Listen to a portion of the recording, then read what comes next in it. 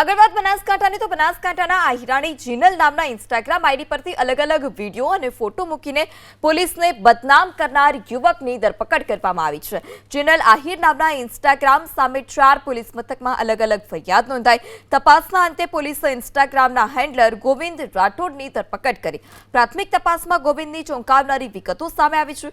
પોલીસને બદનામ કરનાર ગોવિંદ પોતે કોન્સ્ટેબલનો પુત્ર હોવાનો ઘટસ્ફોટ થયો છે અને આ ગોવિંદનો ચહેરો તો જુઓ. પોલીસ તેને પકડ્યો તો પણ જાણે તેણે કોઈ મોટું પરાક્રમ કર્યું હોય તે પ્રકારે હસી રહ્યો છે.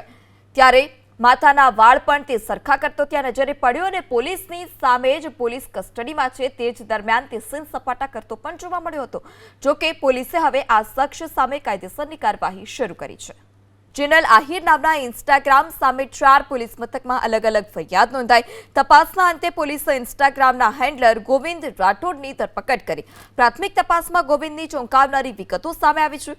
પોલીસને બદનામ કરનાર ગોવિંદ પોતે કોન્સ્ટેબલનો પુત્ર હોવાનો ઘટસ્ફોટ થયો છે અને આ ગોવિંદનો ચહેરો તો જુઓ. પોલીસે તેને પકડ્યો તો પણ જાણે તેણે કોઈ મોટું પરાક્રમ કર્યું હોય તે પ્રકારે હસી રહ્યો છે.